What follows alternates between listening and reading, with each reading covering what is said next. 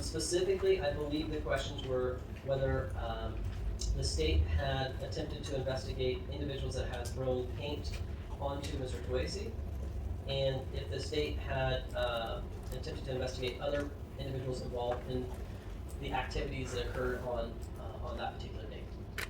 Meaning the August 22nd of 2021. The rally goers or the counter protesters? I think the question that were presented in the email seemed to be both. Okay, good. That's what I was hoping. Yeah. Okay, that would be relevant to me. I don't know if that's going to be a basis, if you want to offer evidence as to the sentencing enhancement facts portion of this proceeding. My concern and the time at which I wrote that was in reference to the actual sentencing. I believe that's relevant information for the court to consider with regard to if there are other people who were charged and the status of those charges, or if there were other people involved who were not charged, and whether the state can help me understand why that is the case. Yes, and I think that while a bit out of order, I would prefer to handle that first with Detective Cox. He's on WebEx. It would just, I believe it's fairly brief and straightforward. It would be a series of questioning about, did you investigate this, did you look into that, and then they would answer and resolve those questions. I'm happy to do that at the end if the court would like, but other than Detective Cox, the state will have two witnesses for the enhancement portion. Okay. Mr. Drum, do you understand what we're talking about and why the court raised it as information relevant to sentencing? Oh, absolutely, Judge. It seems to me that what the Detective Cox would testify to, though, would not be part of the aggravating or mitigating factors, the enhancement factors. And so, since we're here and if we still think we can accomplish all this by 3 o'clock, I'm fine to do it out of order, but just request that the judge not using the information that's gleaned from Detective Cox's testimony as part of it, whether the state has proved beyond reasonable doubt things aggravating. And just to be clear with the court and counsel, I brought Detective Cox in that to make sure that if the court wanted it directly from the detective, I certainly can represent answers to all of those questions. Certainly I have been involved, at least in the indictment, prosecution, and overseeing, making sure what investigation hadn't been done. So I can answer those questions as an officer of the court, or like I said, I brought Detective Cox, so that whatever parties in the court would like. So I'll defer to how you want to do it. I'm capable of compartmentalizing in my mind that this is relevant to later proceedings. We do have limited time, and I know you have witnesses, so okay. How do you want to do it? I would say then, if that is acceptable to the court and counsel, we can excuse Detective Cox, and then we can, and I can proceed and provide that information to the court. Any objection? No, I think that's fine. Okay. Thank you for being here, Detective Cox. Turns out we don't need you after all today. Detective Cox, sorry for having to put you through all the effort of being available today, but I greatly appreciate your time. Thank you. Okay, no problem. Thank you, Your Honor. Okay. Your Honor, as by way of opening for the sentencing enhancement trial, if we are ready to proceed with that, the state is prepared to proceed. Your Honor, the state at this time will be seeking enhancement factors on the following criteria. Some of these are specifically based on the OAR criteria, and other ones are based upon case law, or one is based upon case law. So there are a series of 5 particular enhancements that the state is requesting that the court review. The state has provided notice to defense counsel of these as is required. These ones are, the first one is that during the course of this criminal conduct that there was a threat of actual violence. The second one is that there's persistent involvement unrelated to the current crime. That in the course of this criminal conduct there was use of a weapon. That this was, in the course of this criminal conduct there was an organized criminal operation. And then the final one being, based upon case law, probability that the defendant cannot be rehabilitated. The state's belief is that it is best to look at these factors and to prove them, and that they would potentially go to all of the criminal counts involved in this case. As a way of opening what I would state is that... And just to be clear, so your position is all 5 will apply to all counts of conviction? Yes, sir. Okay. It has been several months since the trial has transpired, so I just want to briefly reorient us to kind of the events that occurred back on August the 22nd of 2021, and then explain to you how the state will supplement what evidence has been provided so far. On that particular date in August of 2021, this was an event that, from the state's perspective, was one that Mr. Toese had a large part in not just organizing the event, but in carrying it out and directing those involved in it. This was a very, by all facets, an organized criminal activity, in that this was a group of individuals that have named themselves. They have a very particularized organizational structure, that they armed themselves, they have insignia, and when we look when we look through the evidence of this case, the state's position is that through all of that, Mr. Toese was not just a part of this organized criminal operation, but he was also instrumental as a leader of this operation.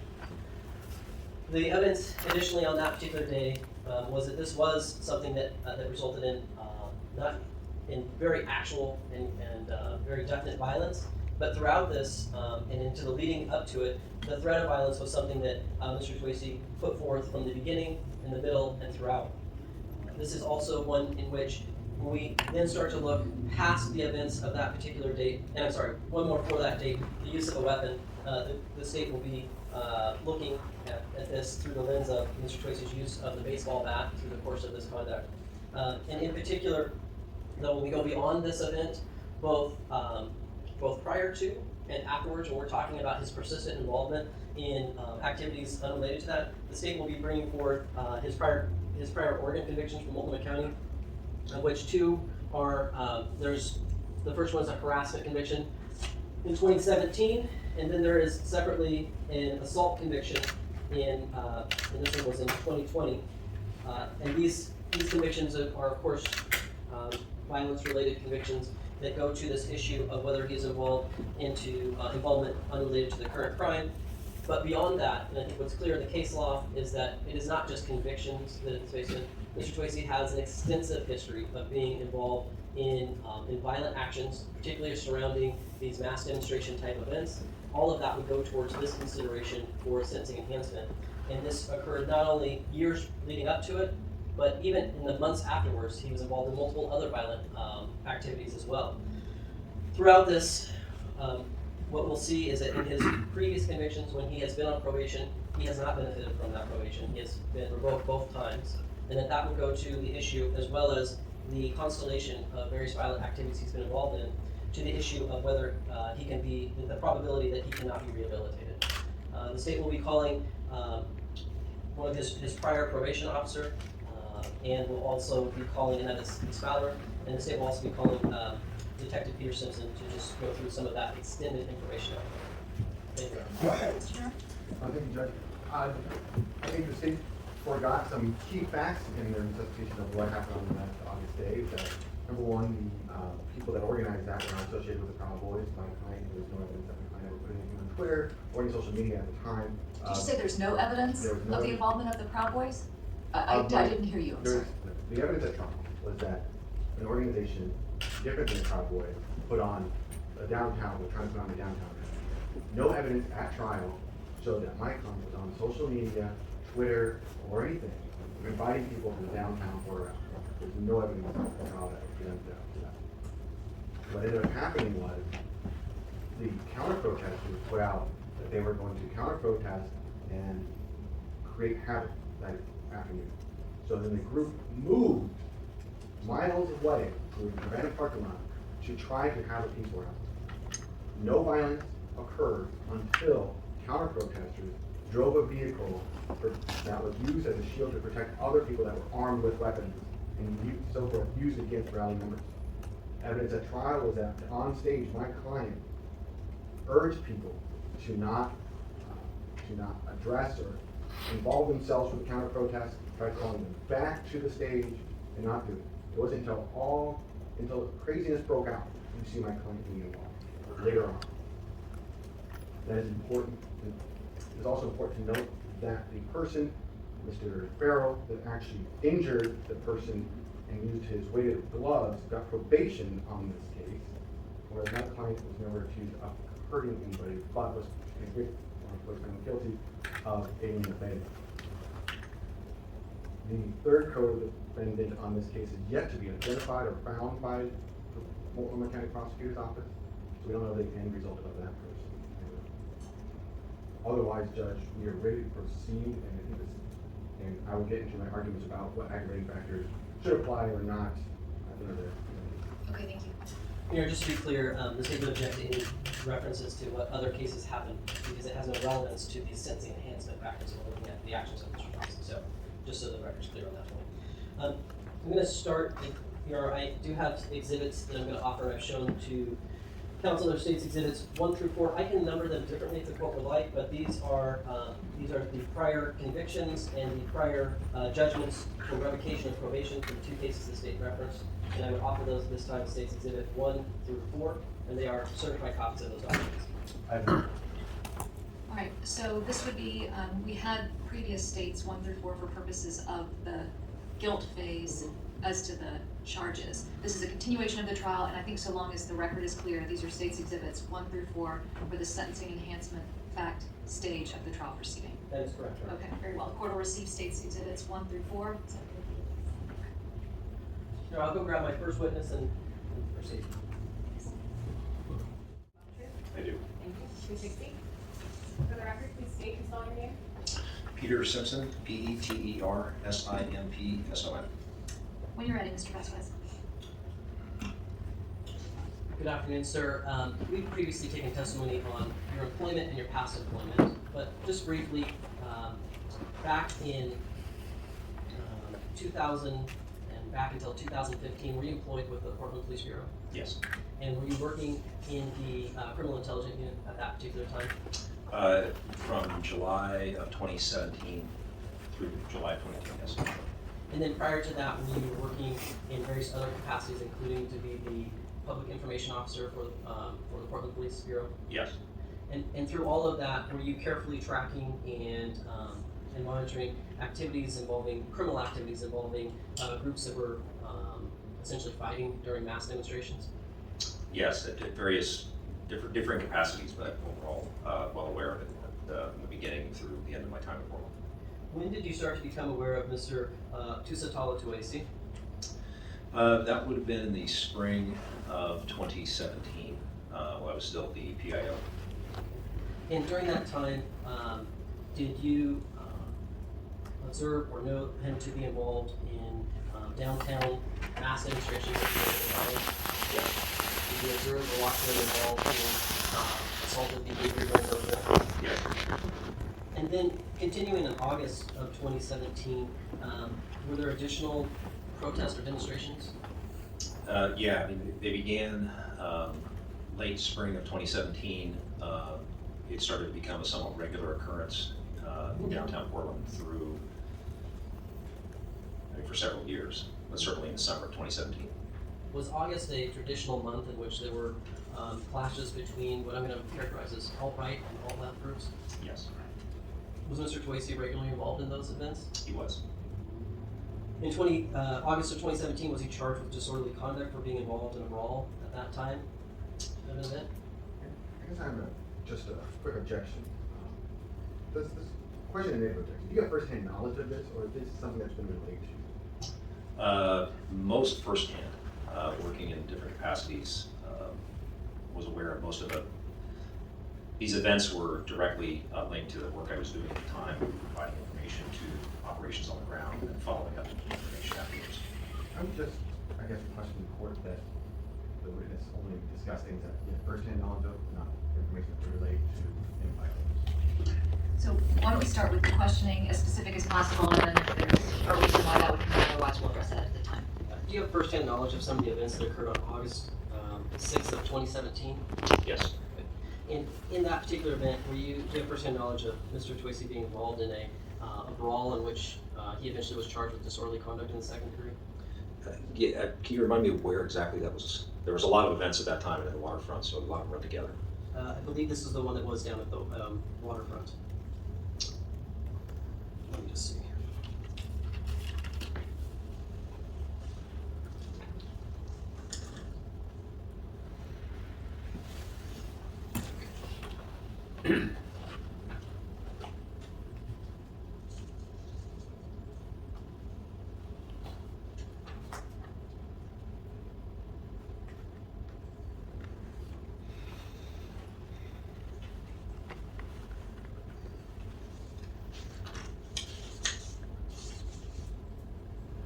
Yes, this was August 6th of 2017. It was a Patriot rally on Southwest NATO Parkway.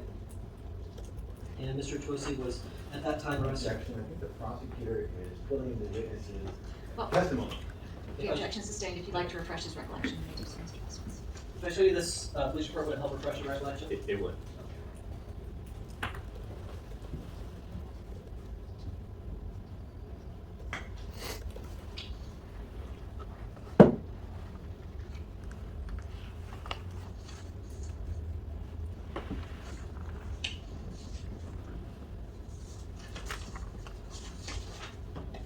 Yes, I remember this incident. Okay. Can you tell us what you remember and what your firsthand knowledge is of that particular incident? This was an event in Waterfront Park where these crowds had gathered and were essentially yelling at each other and getting involved in physical altercations. Pepper spray and various makeshift weapons were being used between the two groups. And then now I'd like to refer you to the December 9th, 2017 incident. Do you remember this particular incident? Where was that one? If it will help refresh your memory, I can show you the reports from that one. It would.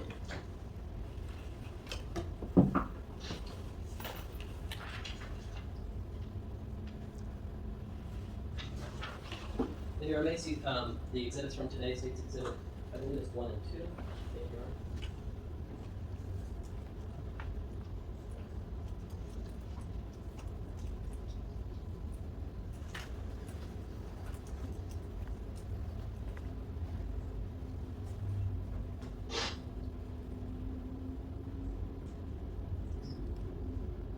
Yes, I remember this incident as well.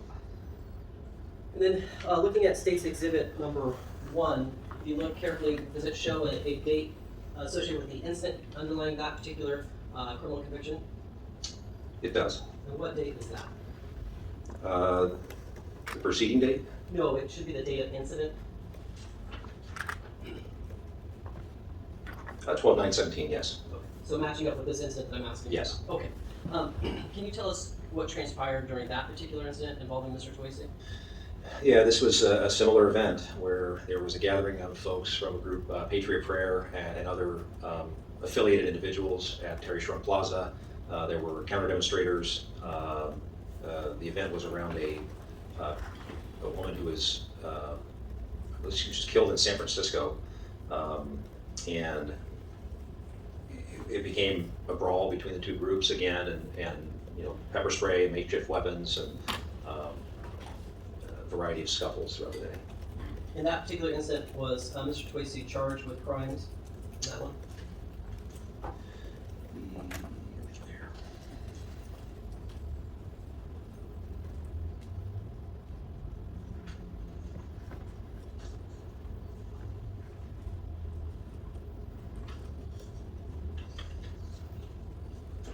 Yes. What crimes was he charged for in that particular instance? Charges for that day were assault for misdemeanor, harassment. Can I object? I think this is just reading a police report. I don't think that's hearsay. Yes, sir, you can refresh your recollection to the extent you know this information. You're welcome to testify to that, but please don't just read the report into the record. Move to strike it. The answer will be stricken, but he can re-ask the question. Go Do ahead. you remember him being charged out of that particular incident? Yes. Okay. What were some of the charges that you remember? Well, it would have been disorderly conduct and affiliated charges that were common at these events. And ultimately, you have State's Exhibit number 1. Is that coinciding with that particular event then? Yes. Okay. Now, turning your attention now, I know we're moving through timeline, but into 2018. Were you aware of and have firsthand knowledge of the incident involving on June 8th of 2018? Yes. And do you remember kind of what that incident involved? Yes, it was yelled out at some people in a truck, I believe, an individual driving and 2 others in the vehicle, 2 or 3 others. One of them was Mr. Toese, and the vehicle stopped, and So Mr. I'm gonna object. This is a hearing where the evidence goes live.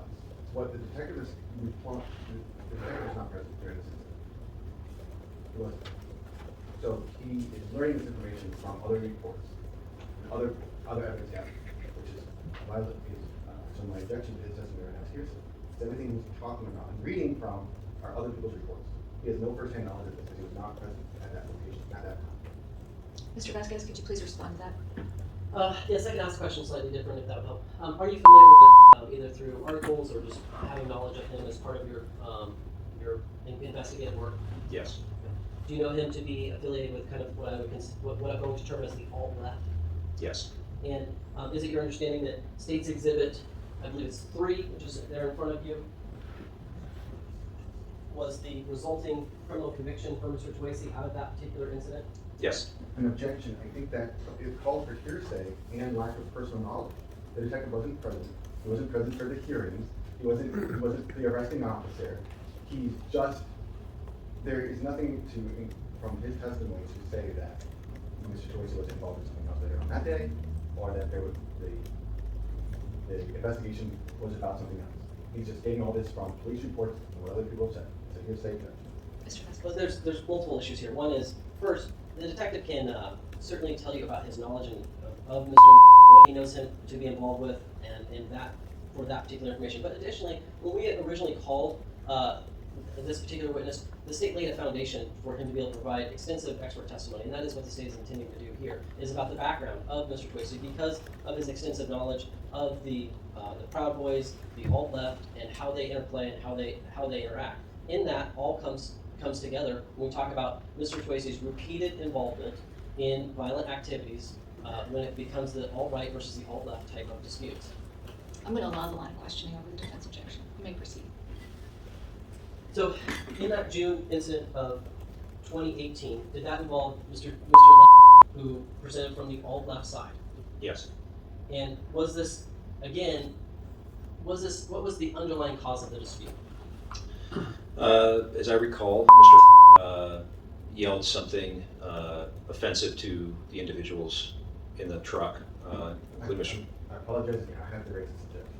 It is hearsay. The detective was allowed to testify about my client's perceived involvement in an organization. In general terms, kind of like gang evidence. Defense objective is gang evidence. But now this officer or detective, or I'm sorry, just Mr. Simpson at this point, right? Because we no longer work for the police. I believe it's lead investigator. Lead investigator. Chief investigator, but I don't, you can call me whatever. But testifying about specific instances of conduct is different than testifying about general knowledge of an organization and having knowledge. And that would be the defense objection, is that in order for him to testify about specific instances of conduct in this hearing, and under these matters, he would have to have first-hand knowledge of the incident to testify. And he doesn't. He's testifying about instances of conduct from other people in the board team. So that's why. So I'm going to find that goes to weight, not admissibility of the testimony, and that based on the foundation laid by the state and the purpose of this specific line of questioning and the evidence that the state's offering from it, that it is permissible for him to talk about the underlying incidents of which he's aware and on which he's basing his opinion with regard to Mr. Toese's involvement in organizations. You may go ahead, Mr. Vasquez. Thank you. In that June instance, were there the individuals that were associated with Mr. Toese, were they other members that were known to be Proud Boys or associates with the Proud Boy organization? Yes. Both of them. And with those, in that particular June 8th dispute, was it a basis essentially rooted in a philosophical, political difference? Yeah, my recollection is that yelled something that was offensive to this group of men who identified as Patriot Prayer Proud Boys based on ideological lines, and that resulted in his assault. All right, I want to turn your attention now to an incident that occurred on October 13th of 2018. And this was an event that culminated in some fighting outside of Kelly's Olympian. Do you remember this particular event? I do. And do you have kind of first-hand knowledge of that particular event? Yes. Was Mr. Toese involved in that particular event? Yes. Was there video and footage and things of that nature for that particular event? Yes. And what is it that Mr. Toese was involved in on October 13th of 2018? As I recall, in watching video live during that event, Mr. Toese was involved in at least one, but I believe several physical altercations with people outside Kelly's Olympian, downtown Portland. It was He was not the only one, certainly. There was a lot of fighting going on on the street that night. And just so we understand, is this just patrons at a bar hanging out? What was going on surrounding this particular event? Yeah, there was, if I recall correctly, there was some kind of an event that had happened earlier that drew a bunch of people downtown for both the right-wing and left-wing groups, and that culminated in these groups meeting up outside Kelly's Olympia, and I think the bar attracted some people that drew the larger crowd there. And ultimately, was there a large brawl or fight in front of Kelly's Olympia between these groups? Yes, Was Mr. Toese involved in that? yes, he was.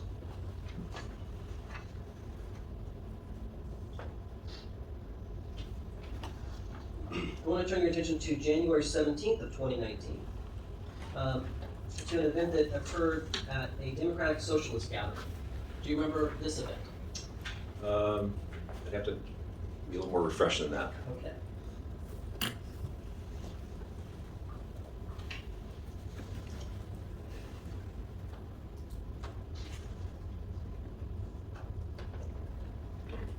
I'm going to have you look at these police reports, see what refreshes your memory of it. I do remember this incident.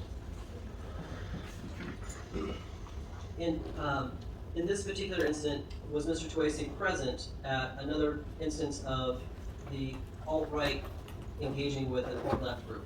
Yes. What occurred? This was outside or near and there were blows exchanged between the group, threats of a firearm.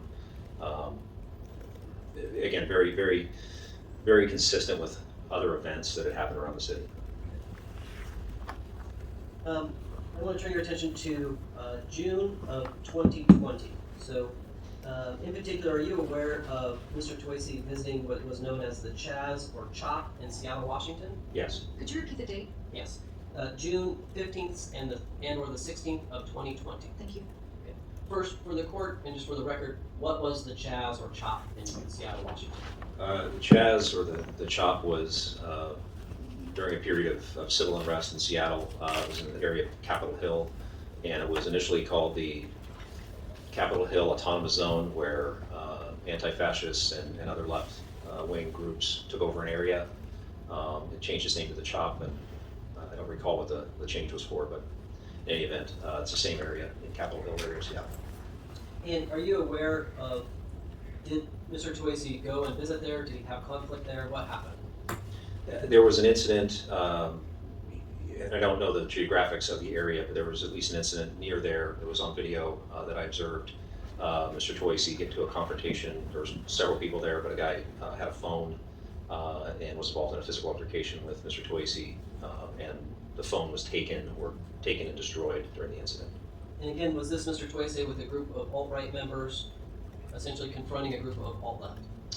Yeah, I don't know that it was a group of alt-left, but it was at least one. At least one. And again, from your understanding and review of that particular instance, was there a violence and assault, things of that nature? Yes.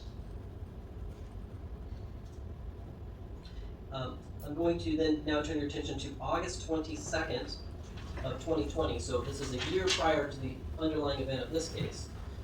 Are you familiar with a large event that occurred out in front of the Justice Center in downtown Portland? Yes. Ultimately, this is a case that involved Mr. Alan Sweeney. Yes. Can you describe for the court what that event was and what your understanding of what transpired on that particular day? It was a gathering. I think the initial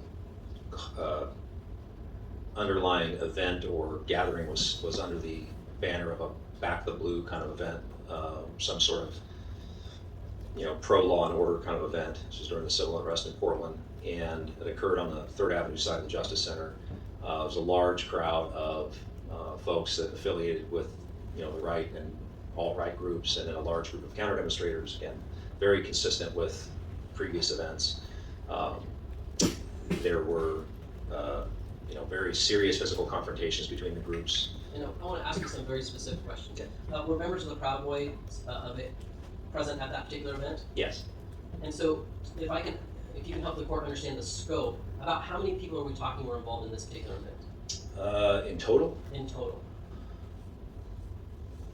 I would thinking about, counting all the heads that I could see. I mean, several hundred people between the two groups, at least.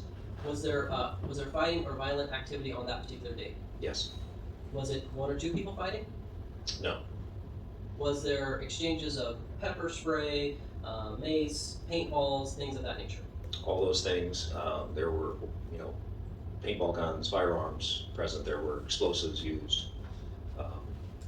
It was, unrestricted violence, really. Was Mr. Toese present at that event? Yes. Was he on probation at that particular time? Yes.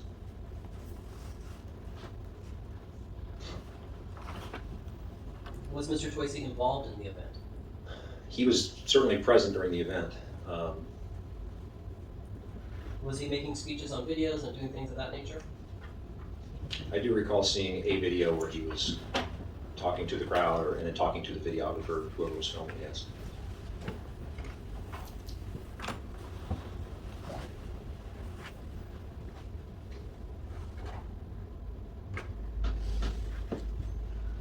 I want to turn your attention to January 6th of 2021. Are you aware of an event that occurred at the Washington Governor's Mansion in Olympia, Washington? Yes. What is your understanding of what transpired at this event, and what was Mr. Toise's role in this event? My recollection is information was relayed to me that he was present at this event, and there was some attempts to get into the Capitol building in Olympia. There were altercations with law enforcement up there. I'm sorry, there was another incident in Washington that he was involved in. I just don't remember if it's the same day or not.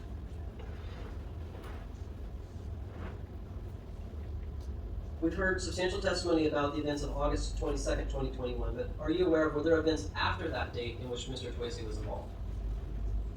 After August 21? Yes. I know there was some kind of a event at a high school in Washington. I just don't remember if it was before or after that. The September 10th?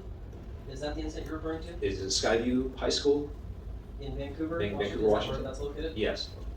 And I think it was a mask-related event where there were some encounters with staff and some of the students there. I don't remember others. Was there an event in which Mr. Toese was shot? Yes, and that's what I was trying to remember. That was not the January 6th, but there was another event up in I think it was Olympia again, where I observed video of encounters, interactions between Proud Boys, Mr. Toese, and all left Antifa groups in the streets, and Mr. Toese suffered a gunshot wound during that event. Was Mr. Toese just passively standing there, or was he involved in what was going on? As I recall, there was a physical altercation, and one group chasing another, kind of running about, and I believe that's when he was shot. I think in one of his ankles.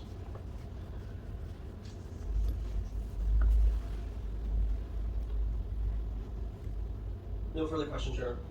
Mr. Chairman? Thank you, Judge. Lead detective, you investigated this. The state just led you through a bunch of different dates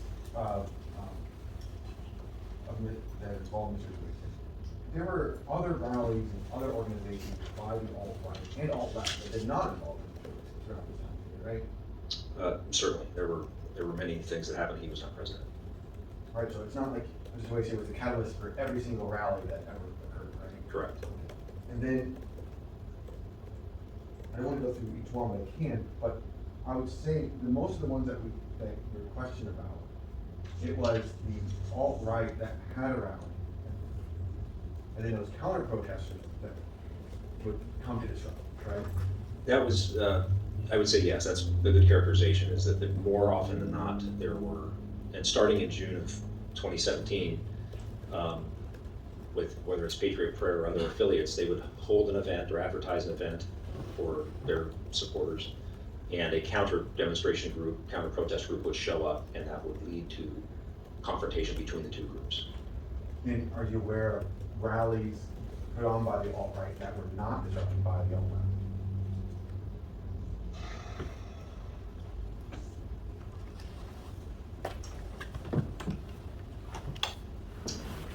top of my head, I can't think of any in Portland. Certainly outside the city, there were rallies that were not interrupted, but in the city, I cannot think of one that wasn't disrupted. So outside of the city, Alt-Right would have a rally that was not disrupted, violence break out then? No. I have no further questions. Go for it. Thank you, sir. It's gonna call Heather Fowler. Name and spelling.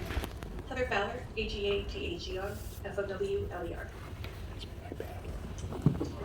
Fowler. Good afternoon, Ms. Fowler. Can you please tell the court how you're employed?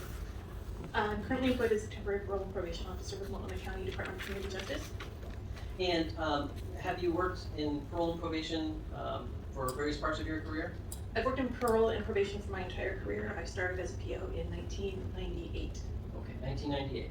So by my rough math, well over 20 years? Yes, before I retired last year. Okay. And working in parole and probation, were you given cases and assigned to individuals to supervise? I was. And were you ever assigned an individual by the name of Toese? I was. Can you tell us when that was? That would have been after his assault conviction in 2020, I believe. And what was kind of your role as his supervisor? What were you trying to do? What transpired? At the time that he was sentenced, he reported being a resident of the state of Washington. So the department transferred his supervision to Washington under the Interstate Compact Agreement. My role at the department at that point in time was to supervise and monitor all cases that had been transferred out of state under the compact, and coordinate with the receiving state on supervision. And did you have a regular opportunity to kind of observe and see how Mr. Toese did while he was on probation? I did receive progress reports on occasion, as well as viewing things that had been shown on the news when there were protests going on in the area. Was Mr. Toese able to successfully complete his probation? No, he was not, Why is that? because he failed to abide by the conditions of reporting and of remaining out of demonstrations in Multnomah County. Did you file several different probation violations on Mr. Toese? I did. Did you have conversations with him to attempt to get him into compliance? I did. Was he ultimately able to follow through with the directives that you provided him? He was not. Did he, how do you characterize your interactions with him when you had these discussions? He seemed open to what I was trying to talk with him about and garner compliance. However, within a short period of time after those conversations, we were again in violation status. Would you characterize your interactions with him as friendly, as someone who would talk with you pretty easily and seem to agree with the directives you were giving him? I think it was a professional friendship, yes. Okay. And then having those conversations and those directives, when Mr. Toese went out into the community, did you see him following through with what he was told? I did not. And ultimately, was he revoked on that particular probation? Yes, he was. No further questions, Joe. Cross-examination? I have no questions. Okay, thank you for being here, Ms. Down. The organized criminal operation. We've heard defense at various times try to reference that somehow it matters who was the first person to put out the notice that there was going to be this event, or to reference or to somehow say that it matters whether the Proud Boys were the lead, if it matters if someone else was the lead, if it matters whether Mr. Toese was the first. And I would say that all of those arguments supported by defense wholly miss the point. The issue here is, what was the criminal activity, and how does that relate to Mr. Toese and what he was doing? So when we look at the criminal activity of riot, assault, and criminal mischief, this was driven very much, first and foremost, by Mr. Toese's hatred of the alt-left, but also throughout this entire contact, what we see is this organized effort by Mr. Toese. In fact, we see him on stage directing people. In the evidence that was presented at the trial, he is on stage telling people, go up here, go there. In fact, at one point, when it starts and gets going, he actually literally pulls out a bullhorn and is directing people and calling, his Proud Boys or this chapter or this, it's very much In fact, this case, much beyond like the case law, when we look at the law around this event, there is some case law out there, State versus Rodriguez. And I'm happy I brought copies for the court and counsel if you'd like. In that one, it looked at some of the history behind this particular factor. And in this case, in short summary, it involved a kind of like a smash and grab with about 3 co-defendants. And the court looked at it and it analyzed the various factors underneath it. It ultimately found in that one that it kind of lacked there was nothing beyond just mere cooperating at the time. And what we see is it talks about in here, what is it to be a criminal organization? And what you have is something that, when we compare that to this situation, this meets all the hallmarks of a criminal organization in that they are banded together. They have insignias and logos, and this is a long-standing group. It's not like they just happened to all come together that day. This was a very organized group of folks. And when we look at particularly the co-defendants, when it gets down to the actual things like the assault, we see Miles Farrow was identified in the video. We see him very clearly in Proud Boy logos and delineated as a Proud Boy. We see him both during the assault, but then afterwards coming directly to Mr. Toese and giving him water. There are all these things throughout this. This case is one where, from beginning to end, this case weaves together in a very organized criminal fashion. And that is what the sentencing enhancement is about, is that it is the danger that is inherent in that when a person decides or makes the conscious decision or engages in criminal conduct, are they doing that as part of an organization? And the answer to that question in this particular case is very clearly and most certainly yes. Because throughout this, that is exactly what he is involved in. When it goes from there, if you look at the other components that when we talk about, was there a threat of actual violence? Did he use a weapon? Could we pause before we move Yes. on? Is the Uniform Criminal Jury Instruction 3314, organized criminal operation, does that correctly set forth the framework for the court to analyze the organized criminal operation enhancement fact? Without seeing it right in front of me, I wouldn't be able to answer that, Your Honor. Could I read it? You And then can, yes. I would like both sides to make sure that I understand what the legal framework is. It says the state has alleged that this crime was part of an organized criminal operation. In this case, to establish that the crime was part of an organized criminal operation, the state must prove beyond a reasonable doubt that the crime was part of an organized criminal operation, which is defined as 2 or more individuals cooperating in a formal or informal organization to commit illegal acts for financial benefits or as a means to further the objectives of the organization or its members. Yes. I believe that largely defines it. The financial part, I do not believe is a necessary and component and element, as it says, or to further the objectives of this. And what we see throughout in the violent component of the Proud Boys and this organization is that this has never, ever been about one event or one day. It has been about this continuing idea to build their ideological standpoint, to amplify that. We see that very particularly in this one. I think there's the video that stands out the most, and the state would point you to, is the one at the end of the assault, where Mr. Toese first celebrates and cheers, and then he goes directly to speak to a camera about Antifa and about this, and about how they're going to continue to come out and continue to do this. And so when you look at that particular video, that in and of itself, in a very finite nutshell, puts together exactly when we're talking about criminal organization and advancing the objectives of that criminal organization that it talks about in the jury instruction, brings that all together for the court. And so I would ask you to make that finding for the organized criminal operation. And what is the criminal operation that you're alleged, that you've established that the defendant's a member of beyond reasonable doubt? Well, certainly he's a member of the Proud Boys. And so that would be the criminal organization that he's a member of. Is that the court's question? Okay. Yeah, that is absolutely it. And that is proven out through time, through his repeated use of the insignia, his work with them on that particular day. All of that is woven together.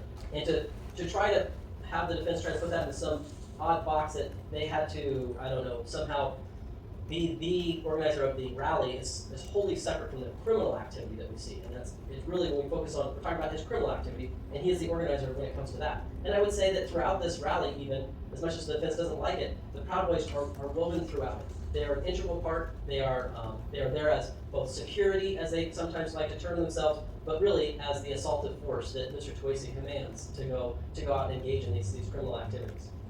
And is this an enhancement factor related to the defendant or the offense, or both? I would say it's to the offense. but it would certainly be one for both, but I believe it's to the offense. And for the remaining ones that involve for that particular day, the threat of actual violence and use of a weapon, I would say that those do, we see that throughout, both in the speeches before that he gives directing towards violence, but then also in his activities. Wielding a baseball bat certainly brings forth the necessary evidence to prove up those factors. And then the last two really go to Mr. Toese as an individual. So when we talk about that, persistent involvement unrelated to the current crime, what we heard here today and what we heard at the very beginning of this trial is that this is not a single day event. This is not something that he haphazardly stumbled into. This has been really a dedicated, reoccurrent issue for Mr. Toese, where he has repeatedly engaged in this type of behavior, where he seeks it out. He wants to kind of couch himself as somehow the victim or this or that. This is something he seeks out. He looks for it. You can hear it in his speeches when he gives them that he wants this violence. He wants to organize his people for these violence. They come prepared for violence. They want that. And ultimately, he could choose not to engage in violence. He could choose not to seek out that violence, but he makes that repeated choice to do that. And this is his third conviction for this type of related behavior. So that is where when we come into this and we look at, well, how does he do, when we talk about probability that the defendant cannot be rehabilitated, he's someone that he will sit here and he will tell you perhaps whether he's sorry or whether that he wants to change his life, but we've been here not once, not twice, but now we're here a third time. And this is someone that has engaged in these activities. Well, not this specific one. In other ones, he's certainly engaged in these activities while on probation, while on supervision. And so even knowing the threat of, hey, you're going to go to, you can get your probation revoked and go to jail, he still engages in this behavior. And then, after he's revoked, after he serves the jail sentences, he then engages in it to a much greater and higher level and degree. His violence increases. And that is why ultimately the state is forwarding this to the court and asking you to find that he cannot be rehabilitated. These are the enhancements that we put forward, and we ask you to find them all. I have a question about the the use of a weapon. Yes. So that has a uniform instruction to, I pulled these in advance of today's proceeding to help me have the framework. Certainly. And the use of a weapon states that, as to the comment under Uniform Criminal Jury Instruction 3311, use of a weapon cannot be a basis for departure when use of a weapon is an element of the crime for which the defendant is convicted. I would ask the court to put that one towards things such as the riot, because that is not a specific element of that crime. And in looking at for those or for the criminal mischief, again, none of those particular crimes require the use of a weapon. I believe also the assault in the third, well, I would put it towards the riot and to the criminal mischief. Okay, why don't we go through each of them so that the record is clear to Yep. each count. So the use of a weapon enhancement, or enhancement act, the state is seeking that as to counts 9, 10, 11, and 12, the 2 riot and the 2 criminal mischief in the first degree. And you're right, if we want to focus in, I would say just the riots for the Okay. use of a weapon. Okay. And as to the probability that the defendant cannot be rehabilitated, that goes to which counts, please? Is that all? That would be all count, sure.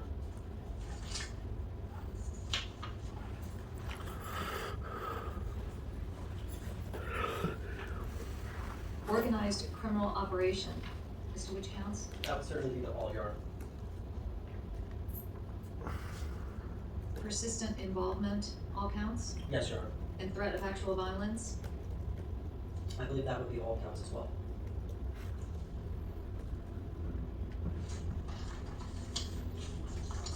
Okay, anything further? No, Your Honor.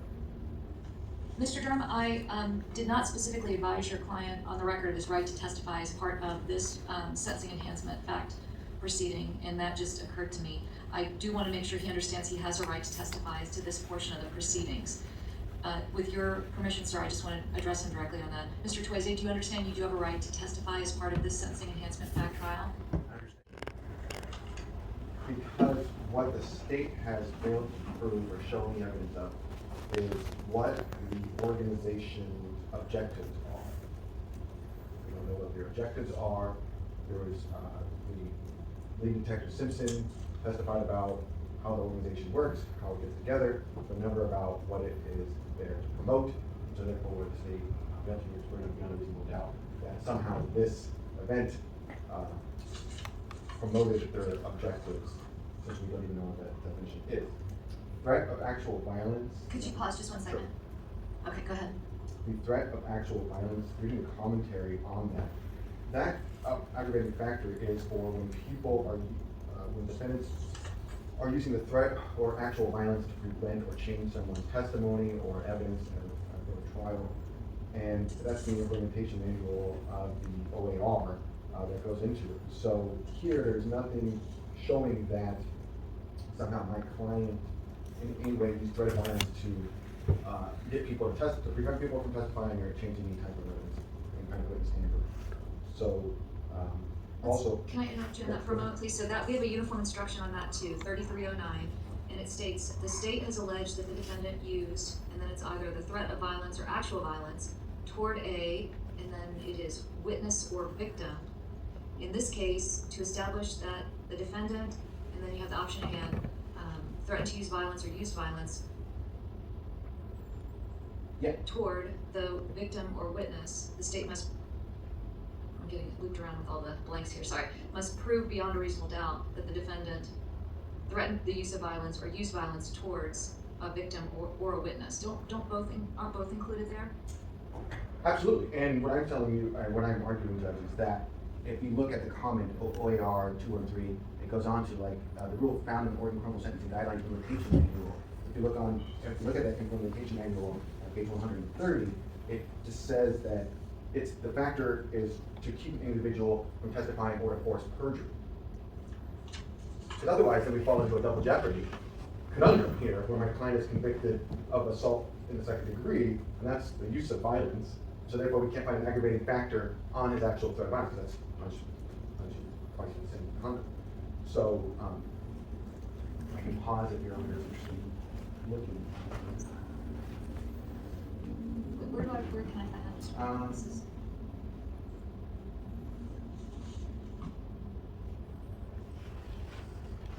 I'm just trying to see if we.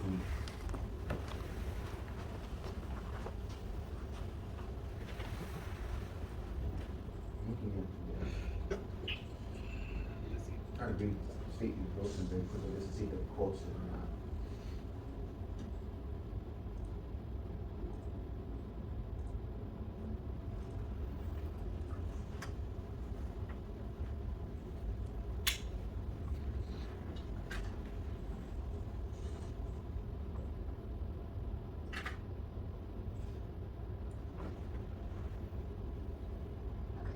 Footnote 7 of Wilson provides OAR 253-08002-1BC applies when the offender seeks to avoid prosecution by threatening or harming a witness or the victim.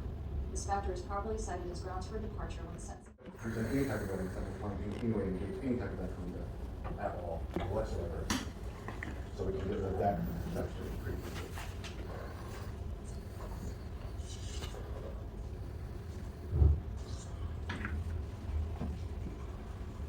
Persistent involvement unrelated to the current crime.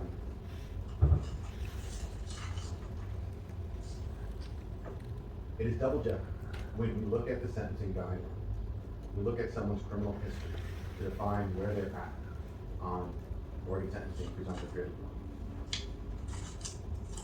You cannot use an aggravating factor to impart that if that is based upon someone's prior conviction. The state has provided, Your Honor, 2 copies of my client's convictions that go into a sentencing grid line that will be counted towards the presumptive sentence.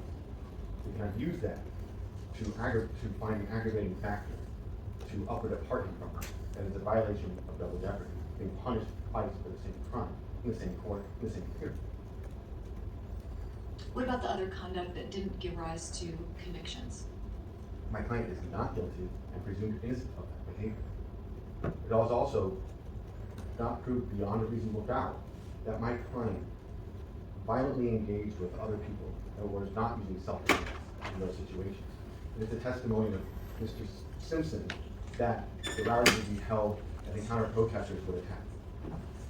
That would be a self-defense. That is not the same type of conduct Your Honor is found guilty of in this case. There's no testimony, no evidence presented that my client in any way told others to engage in violent conduct at those other rallies in any way. So, the state had to prove beyond a reasonable doubt that my client, not his previous conviction that we're using to move him up on the gridiron, but that he was involved in what he was involved in, which is aiding and abetting violent conduct and breaking people's. One previous incident of the cell phone was mentioned. The commentary of one previous conviction related to that, or incident of that, is not persistent involvement.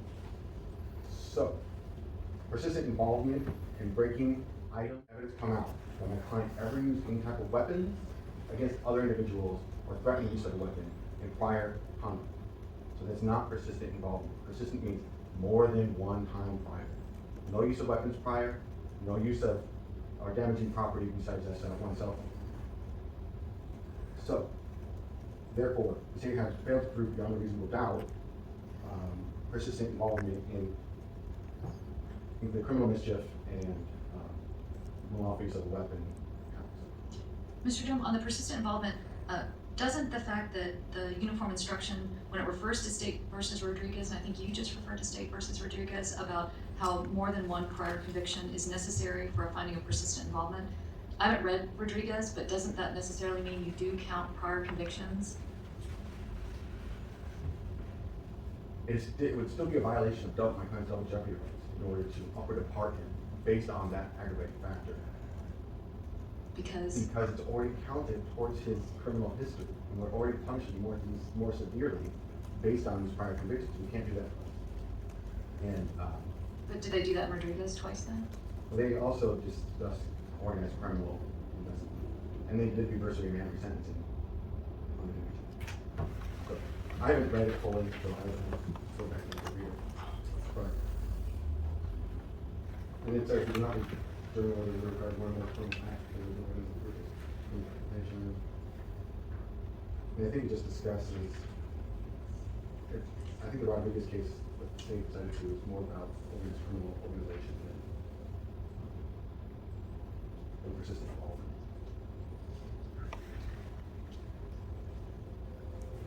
Okay, do you have more argument? Yeah. Okay. Okay, so now we're going down to probability that the defendant cannot be rehabilitated. That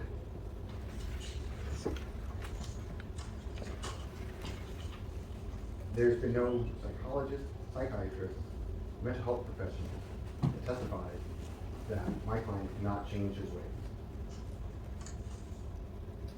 or that he can change his outlook onto his future.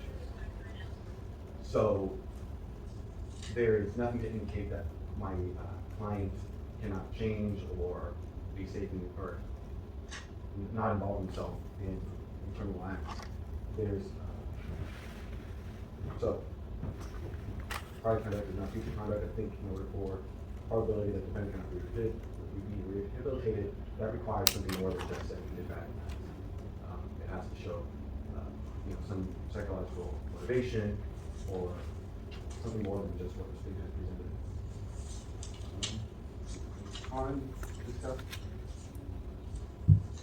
Discuss all of them, Judge. Use of a weapon. That factor cannot be used when the weapon is for non-assaultive and non-threatening conduct. It has to actually be used as an enhancement. It cannot be used with a weapon. So, for instance, use of a weapon for the criminal mischief, that's non-assaultive, non-threatening conduct. But it can't be that as an aggravating factor for that. Also, same with the riot. Isn't there a video of your client hitting and smashing the? Reasonable doubt that was for threatening conduct. And also, again, I would make the double jeopardy argument that where if the use of the weapon is a factual element in the crime of conviction, then the court cannot use that as an aggravating factor. So in this case, the fact that my client used the bat to smash it, that was something that had to be proved beyond his will. That was the bat that caused the damage, not the client, with his own physicality. And therefore, because he used the bat to smash the window, that is part of the element of the criminal mischief, and that cannot be used as an extra factor to, as an aggravating factor.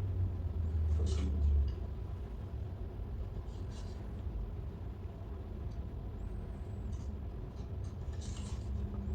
So unless you're wondering any questions, I think I covered the 5 aggravating factors that the state would see. Thank you, Mr. John. Yeah, I would just point out there's a lot more case law, particularly we talk about persistent involvement. There's State versus Bray, which is 342. Oh, could you slow down? Yeah, Just sure, a second. sure. There's a Right, oh, okay, it's in the notes, the comments to the instruction, go ahead. Yeah, it's 342 Oregon 741, and under that one, again, it's the court looking at these prior convictions and things, and so this, I'll just say that the double jeopardy argument is a misguided argument. It's not accurate. I think if we were to really delve into the true underpinnings of double jeopardy, this is not where we are with this one. The courts have looked at the sentencing enhancement factor, and they specifically used prior convictions. I would then point to the fact that State versus Summerlin, which is 316 Oregon Appellate Court 230, that one is one that really stands for that idea and proposition that you can go much beyond just convictions. You can look at other criminal behavior, other behavior which falls in this. And as much as counsel would like to draw a very, very finite, narrow view which somehow excludes that, that's not what the courts have done. The courts have looked at that, and really, when we talk about Mr. Toese, it is that he is repeatedly finding himself engaged in this conflict with opposing. It is a repeated activity by him. There are convictions. There's lots of other activities. He travels out of state to do this. He comes here. It's really it's one where when we talk about persistent involvement, it is one where he has proven that through his actions repeatedly. And when we look at, again, I'll just briefly say that when we talk about the organized criminal activity, defense again would like to draw this very narrow idea, but really the whole purpose of the Proud Boys is to advance their ideology, to advance what they're pushing forward. That is it. It is their currency is in the form of their political ideology, and they use violence to propagate that and to push that forward. And that is exactly what it is. What is their objective? Well, their objective is they have a misguided belief, which is, they put forward under the umbrella what they call, Western chauvinist, unabashed male Western chauvinist, in which they see themselves as countering the left, alt-left, or even just the left. I would say they don't really particularize it to like the extreme left, but it is to advance this, which I would say is a highly, highly conservative ideology, and to take on various issues. We saw it very present in here when Mr. Toese talked about wanting to assault a trans person because he didn't want to play the Democratic game. That would be a very, very direct example of this, in which he's talking about this idea that in our society, that one political spectrum is advancing certain ideologies, such as that members of our trans community should have rights and they should be able to choose which bathroom they go into and things of that nature. And they see themselves as the counter to that, that they need to advocate and fight against that. Literally both ideologically, but also physically fight against that. He says that. They do that. I mean, it is what the purpose of the Proud Boys really is that while they put themselves out as somewhat of a social club, it's a social club that is really focused on advancing a radical alt-right view. And it's not just to come together and hang out and drink beer. It is to engage in repeated violence, repeated acts of violence to advance what is their ideological beliefs. In a nutshell, when you look at the Proud Boys, it's not like, it's literally not like they're out there, mowing lawns for old people or, doing fraternal activities. They are engaging themselves in very heated political discourse. And Which they're allowed to do. I mean, this is where it gets really dicey. But- The gathering, the speech, and so I want the record to be clear. What is this precise basis in the evidence on which the state is relying to satisfy that illegal acts as a means to further the objectives of the organization or its members? of course, I mean, anytime a group comes together, they could fall into the category of free speech, but it's when the group, particularly the Proud Boys, then decide they are going to go and engage in violent activity. And it's the criminal behavior which the court has found him guilty of, in which he is directing and calling the Proud Boys to engage in this. So it's not that Mr.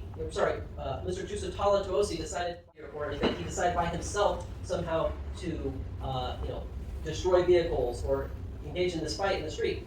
He is literally calling out to the Proud Boys in the middle of this to come together. That is the organization. That is what is the impetus behind this. We're not here to criminalize the free speech. It's the actions, and it is the violent actions that they take. But violence, as we see, furthers their agenda. There was discussion in the beginning of the trial from Chief Investigator Simpson about how do these groups gain numbers, gain popularity, how do they gain money? Because they get money from this as well. Is that they promote this kind of like, you gain status through violent action. And that is what is happening here. Mr. Toese is gained status in this organization by his violent actions. He's not there because somehow he's written some beautiful political discourse. He's there because he punches people in the face. That's why he has status in that group. And that's what's put him forward. And gained his notoriety to advance this group. If it were purely just a matter of, hey, this is free speech and people come together, we wouldn't be here today. We're here because of the repeated violent actions of Mr. Toese. And it certainly falls within and under the umbrella of the Proud Boys. How does this fit with the pretrial ruling that I made on the defense arguments about the admissibility of evidence about the Proud Boys and Patriot Prayer? You would have to remind me of the exact particulars because it's been several months since that. And that was why, if Chief Investigator Simpson is necessary to come back and talk about these things, about how the Proud Boys gain notoriety, why Mr. Toese is a lead figure within all of that. I'm happy to have him do that. It's my understanding that testimony from before certainly was coming into this. Yes, I'm just trying to, I remember there was a request and I did limit to some extent what came in and for what purpose, so I'm reviewing my notes on that. Okay, anything further, Mr. Vasquez? There we are.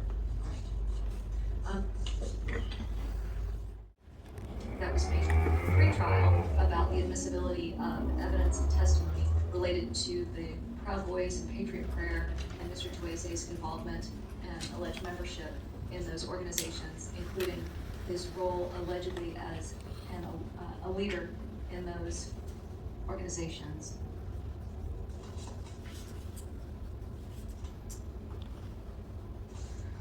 The court is prepared to deliver its decision on the 5 alleged sentencing facts before the court today. With regard to the allegation of threat of violence based on the Sentencing Guidelines Implementation Manual as quoted in State v. Wilson in footnote 7, the court finds that Mr. Toese is not guilty of the sentencing enhancement fact of threat of violence. As to use of a weapon, the court finds, based on the language of the uniform instruction as well as the commentary, that Mr. Toese is not guilty of the use of a weapon enhancements as to all counts of conviction other than counts 9 and 10. So that is a finding of sentencing enhancement fact of use of a weapon as to both riot counts. As to persistent involvement, the court finds that the state has satisfied its burden beyond a reasonable doubt to establish persistent involvement by Mr. Toese as to all counts of conviction. As to organized criminal operation, this enhancement factor is the closest call.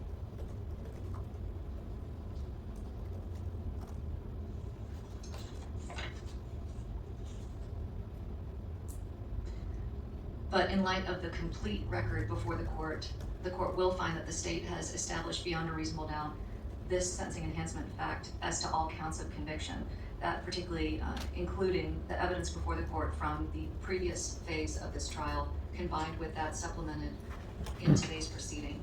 So he will be found guilty of that sentencing enhancement fact as to all counts of conviction. And lastly, as to the probability that Mr. Toese cannot be rehabilitated, I'm not finding that, I don't believe that. And the defendant will be found not guilty as to that sentencing enhancement fact as to all counts of conviction. Are there additional findings that the court needs to make from the view of the state, Mr. Vasquez? No, there are not this time. What about from your view, Mr. Brown?